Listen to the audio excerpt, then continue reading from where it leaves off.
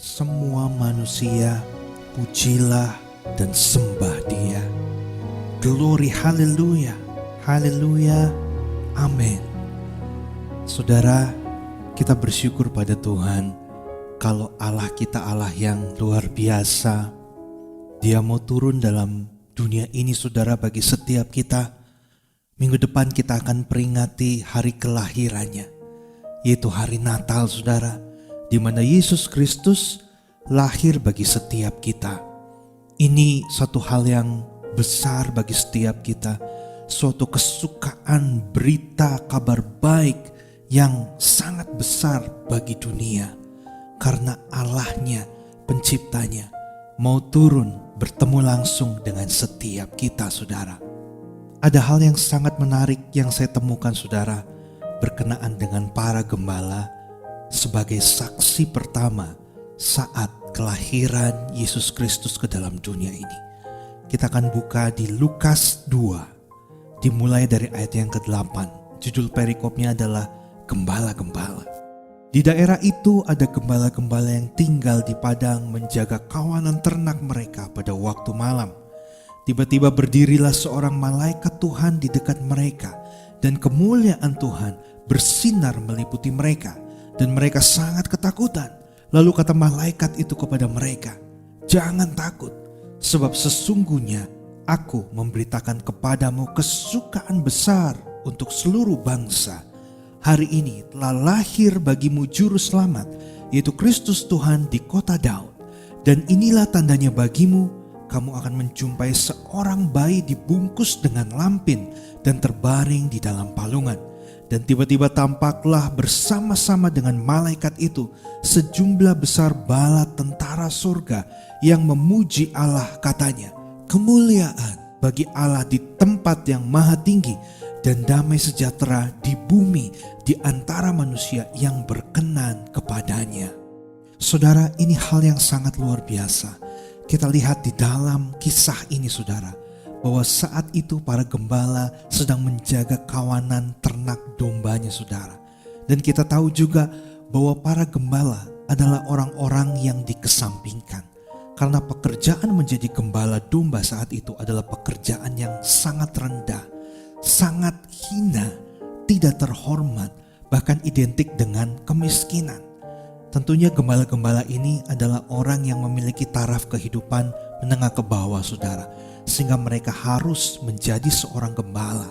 Dan kita tahu juga gembala-gembala ini mereka menggembalakan domba-domba yang bukan miliknya.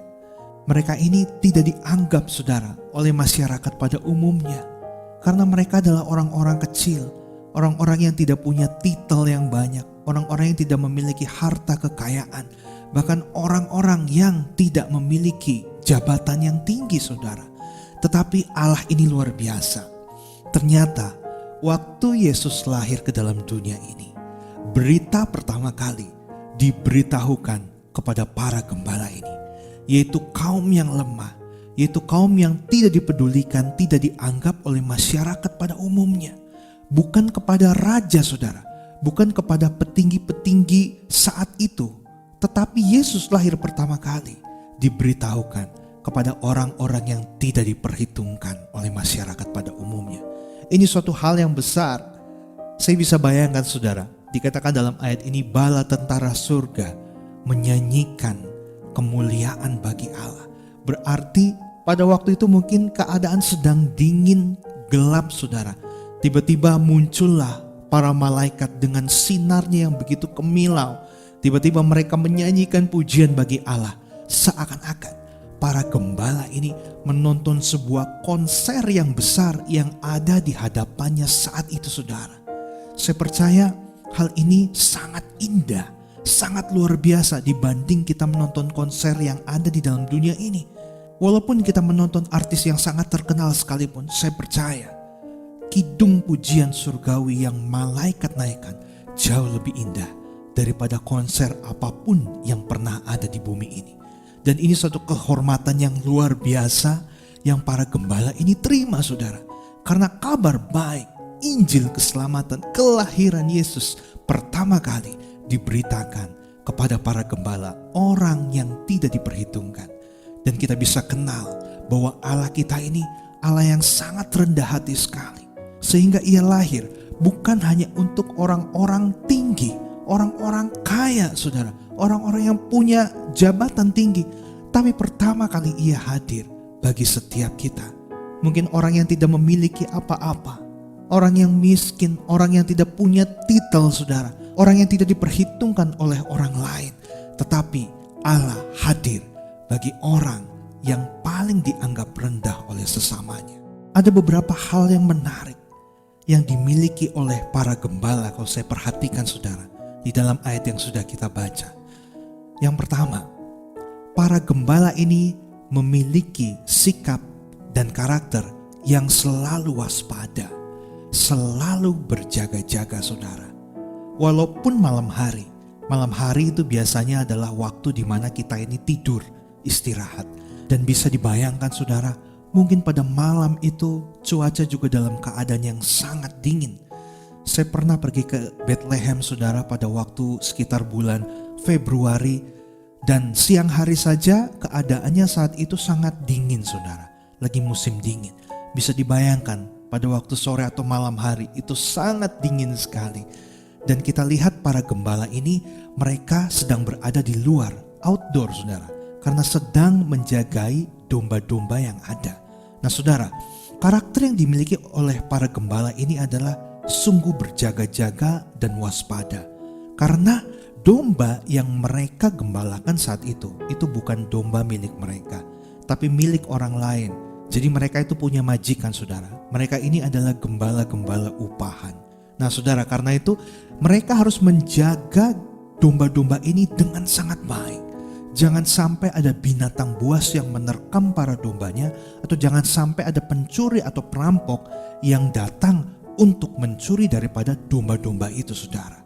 Nah kita lihat, berarti para gembala ini memiliki karakter yang selalu cepat tanggap, yang selalu waspada, selalu berjaga-jaga saudara. Ini adalah hal yang luar biasa, mengajarkan kepada setiap kita bahwa kita bisa belajar satu hal yang positif dari gembala ini.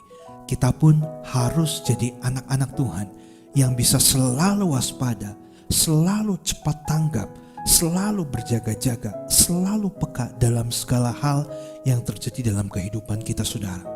Janganlah menjadi orang yang cuek, janganlah menjadi orang yang tidak peduli dengan hal-hal yang terjadi dalam hidup ini. Jadilah orang yang selalu berjaga-jaga. Apa yang sedang terjadi dalam dunia ini kita bisa renungkan, kita bisa pikirkan. Dan tentunya saudara, kita pun harus menjagai kerohanian kita. Jangan sampai dengan masalah pergumulan yang terjadi saat ini saudara menjauhkan iman kita kepada Tuhan. Kita harus selalu berjaga-jaga, jagai iman kita, jagai roh dan spirit kita saudara, supaya kita tetap menyala-nyala di dalam Tuhan. Dengan apa? Tentunya dengan firman Tuhan. Hal yang kedua yang bisa kita pelajari daripada para gembala ini adalah bahwa para gembala ini, mereka ini orang-orang yang bisa dipercaya. Kenapa saya katakan bahwa mereka ini bisa dipercaya? Yang saya katakan tadi, mereka menggembalakan domba-domba yang bukan milik mereka saudara. Kalau milik mereka, ya memang sudah seharusnya mereka harus bisa menjaga dengan baik domba-domba itu, supaya tidak sakit, supaya tidak diambil oleh orang lain. Tetapi ini adalah domba-domba daripada milik majikannya, milik orang lain. Ibarat kata yang dititipkan kepada para gembala ini untuk dijagai. Nah, saya bisa perhatikan saudara bahwa para gembala ini pasti akan memperhatikan betul keadaan daripada domba-dombanya. Pada waktu mereka haus, mereka pasti akan memberinya minum. Pada waktu domba-domba ini lapar, pasti mereka juga para gembala ini tahu jam-jam domba ini harus makan. Dan begitu pula pada waktu domba-domba ini harus beristirahat. Sehingga domba-domba ini menjadi domba-domba yang sehat, menjadi domba-domba yang gemuk, yang kuat saudara, tidak menjadi domba-domba yang lemah. Mereka tahu, mereka begitu memperhatikan domba-domba ini. Nah, ini adalah karakter yang bisa kita pelajari dari gembala-gembala ini. Bisa dipercaya. Dipercaya akan apa saudara? Kita lihat apa yang kita miliki dalam kehidupan kita. Hidup saja itu adalah kepercayaan yang sudah Tuhan kasih bagi setiap kita, saudara. Belum lagi setiap talenta karunia yang sudah Tuhan berikan dalam kehidupan kita. Setiap kita pasti memiliki kelebihan. Setiap kita pasti sudah Tuhan titipkan talenta. Walaupun mungkin hanya satu talenta, tapi itu juga talenta, saudara, yang perlu kita kembangkan, kita kerjakan sesuai dengan apa yang sudah Tuhan kasih, bertanggung jawab sehingga talenta itu berguna bukan hanya bagi diri sendiri, tetapi juga bagi orang lain dan juga untuk kemuliaan nama Tuhan. Sehingga apa yang kita kerjakan, yang kita lakukan memuliakan nama Tuhan dan banyak orang akan mengenal Tuhan lewat talenta dan lewat kehidupan kita, saudara. Tuhan sangat senang bagi setiap anak-anak Tuhan yang bisa dipercaya dalam segala hal. Misalnya dalam hal keuangan, saudara. Seberapapun yang Tuhan berikan dalam hidup kita. Mungkin ada saudara yang diberikan kepercayaan kepada Tuhan untuk memiliki uang dan harta benda yang banyak. Saudara, jadikanlah harta, jadikanlah uang yang saudara miliki ini untuk bisa memberkati orang lain juga. Blessed to be blessed, saudara. Jadi sudah diberkati untuk jadi berkat bagi orang lain. Dan ini adalah salah satu ciri bisa dipercaya oleh Tuhan, saudara. Begitu pula dengan setiap saudara yang mungkin tidak diberikan kesempatan memiliki uang atau harta benda yang banyak. Setidaknya saudara masih punya uang, walaupun itu hanya sedikit, saudara. Jangan hidup untuk diri sendiri, tapi berusahalah untuk bisa juga hidup bagi orang lain, memperhatikan orang lain. Walaupun mungkin kita bisa ngasih ke orang lain tuh hanya sedikit, tapi setidaknya saudara, kita bisa dipercaya oleh Tuhan. Apa yang Tuhan titipkan dalam kehidupan kita, saudara, bukan jadi milik kita sendiri, tapi juga harus bisa dinikmati oleh sesama kita. Dan contoh lainnya, saudara, waktu. Waktu yang sudah Tuhan berikan bagi setiap kita itu begitu banyak. Satu hari ada 24 jam. 24 jam dikali 7, saudara, itu selama 1 minggu. Nah, sudahkah kita menggunakan waktu kita dengan baik, saudara? Atau mungkin selama 1 minggu itu kita hanya mengerjakan hal-hal yang sebenarnya kurang berguna. Nah, saudara, kita harus cross check ini kehidupan kita. Jangan sampai Tuhan menjadi tidak percaya kepada kita sehingga Dia memberikan waktu yang singkat bagi hidup kita. Nah, saudara, saya percaya setiap kita rindu bisa memiliki umur yang panjang. Karena itu, saudara, mari kita mau jadi anak-anak Tuhan yang bisa dipercaya. Lakukan semua hal yang baik dalam kehidupanmu. Jadikanlah kehidupan itu berguna bagi banyak orang, sehingga mungkin orang yang tadinya jahat, namun karena bertemu dengan saudara, orang itu bisa berubah, saudara, menjadi orang yang lebih baik lagi. Dan mungkin orang lain mengalami kesedihan, mengalami keterpurukan dalam kehidupannya. Tapi karena bertemu dengan engkau mempergunakan waktu dengan baik, sehingga engkau bisa memperlakukan orang lain itu dengan baik, menguatkan, menasehati, menuntun mereka ke jalan yang benar, maka orang yang tidak punya harapan itu kembali menjadi punya harapan, semangat lagi dalam kehidupannya. Dan saya mau katakan, saudara, itu adalah salah satu contoh kita menghargai waktu yang sudah Tuhan berikan dalam kehidupan kita. Dan marilah kita menjadi anak-anak Tuhan yang bisa dipercaya dalam segala hal. Orang lain tidak melihat, tapi Tuhan melihat. Lalu saudara, di ayat yang ke-13 dikatakan, dan tiba-tiba tampaklah bersama-sama dengan malaikat itu sejumlah besar bala tentara sorga yang memuji Allah, katanya, kemuliaan bagi Allah di tempat yang maha tinggi dan damai sejahtera di bumi di antara manusia yang berkenan kepadanya. Lalu di ayat yang ke-16, lalu mereka cepat-cepat berangkat dan menjumpai Maria dan Yusuf dan bayi itu yang sedang berbaring di dalam palungan. Nah, saudara, begitu para gembala ini mendengar kabar sukacita dari para malaikat, maka gembala ini langsung tanpa berpikir panjang, dia bergegas. Dia dikatakan di ayat ini cepat-cepat. Artinya dia sangat beriman tanpa ragu-ragu segera pergi ke tempat yang dituju oleh malaikat tersebut tentang kelahiran Yesus Juru Selamat dan pergi ke tempat tersebut menghampiri bayi Yesus. Nah, kita perlu memperhatikan respon dari gembala ini, saudara, bahwa dia tidak menunda atau dia tidak sedikit pun ragu-ragu akan pernyataan dari para malaikat tersebut. Meskipun para gembala ini tidak mengetahui di mana persisnya bayi Yesus itu lahir, tapi dengan kepercayaan yang penuh, dengan keyakinan yang penuh, gembala ini segera bergegas untuk mencari di mana bayi Yesus itu lahir dengan petunjuk dari malaikat yang telah mereka lihat tersebut.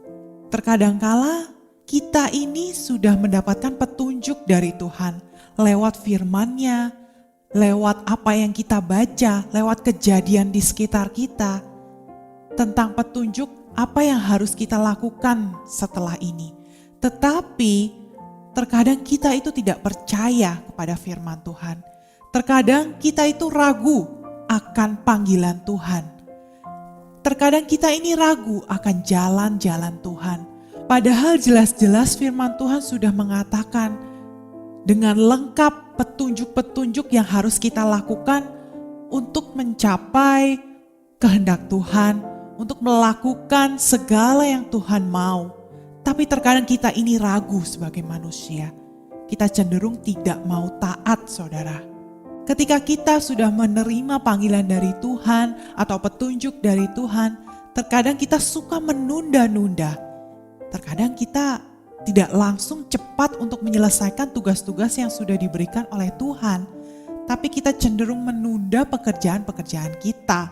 Dan akhirnya pekerjaan itu tidak terselesaikan. Saudara, jangan sampai ketika Tuhan nanti datang kedua kali, Dia bertanya kepada kita, apa yang sudah engkau kembangkan dari yang sudah kupercayakan? Jangan sampai kita belum mengerjakan apa-apa, belum mengerjakan kehendak Tuhan, saudara. Hati-hati, saudara. Kita perlu mengintrospeksi diri. Apakah kita sudah melakukan kehendak Bapa? Apakah kita sudah berjalan sesuai dengan firman Tuhan? Jangan-jangan kita menunda, kita lebih suka mengerjakan apa yang kita senangi terlebih dahulu daripada kesenangannya Tuhan. Dan selanjutnya, saudara, para gembala ini dikatakan ketika mereka melihatnya, mereka memberitahukannya apa yang telah dikatakan kepada mereka tentang anak itu. Dan semua orang yang mendengarnya heran tentang apa yang dikatakan gembala-gembala itu kepada mereka. Selanjutnya, saudara, kita belajar dari respon para gembala ini.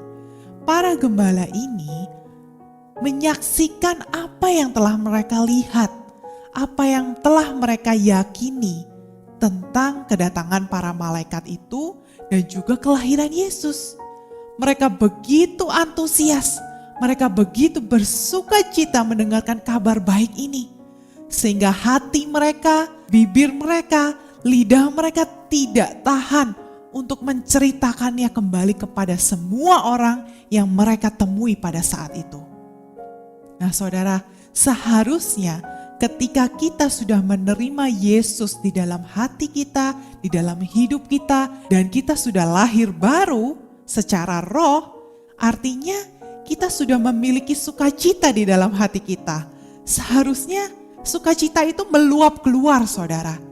Tidak mungkin ketika kita menerima Yesus sebagai juru selamat dan Yesus sudah tinggal di dalam hati kita dan mengubahkan pikiran kita, tidak mungkin kita berdiam diri saja, saudara. Pasti ada kerinduan yang besar agar orang lain juga merasakan apa yang kita rasakan. Agar orang lain juga bisa merasakan kegembiraan yang kita rasakan. Kita merasa terbebas, kita merasa menerima kabar baik, kabar sukacita. Misalkan saja, saudara, seorang anak ketika dia diberikan hadiah dari orang tuanya, entah itu mobil-mobilan yang dia idam-idamkan selama ini misalkan, pasti anak tersebut akan menceritakan kepada teman-temannya, saya ini dapat hadiah loh dari papa saya, mobil kesenangan saya. Ini mobil impian saya yang sudah saya tunggu-tunggu selama ini. Ini mainan favorit saya. Saya dapatkan ini dari ayah saya. Nah saudara, kita yang sebagai manusia yang biasa, yang menerima hadiah yang fana saja, kita bisa menceritakan kesenangan kita itu. Seakan-akan seluruh dunia harus tahu apa yang kita senangi. Nah saudara, terlebih keselamatan ini, berita sukacita ini saudara, kita pun harus menceritakan kepada semua orang kabar baik ini, bahwa Yesus datang ke dunia menjadi juru selamat umat manusia. Dia rela mati untuk kita, menebus segala dosa kita, dan kita pun tidak menerima hukuman maut lagi. Kita tidak menerima hukuman dosa lagi. Oleh sebab itu saudara, mari saya ajak seluruh saudara pendengar untuk melakukan, untuk menjadi saksi Kristus di dalam kehidupan kita. Menjadi saksi kabar baik, menceritakan kabar baik kepada semua orang yang kita temui, semua orang di sekeliling kita. Mari saudara, saya ajak untuk kita semua belajar dari para gembala ini, yaitu yang pertama memiliki respon berjaga-jaga, yang kedua mengelola setiap apapun yang Tuhan percayakan di dalam kehidupan kita, yang ketiga kita harus bergegas menyelesaikan kehendak Bapa di dalam kehidupan kita, dan yang keempat kita harus menjadi saksi memberitakan kabar baik untuk semua orang yang kita kenal.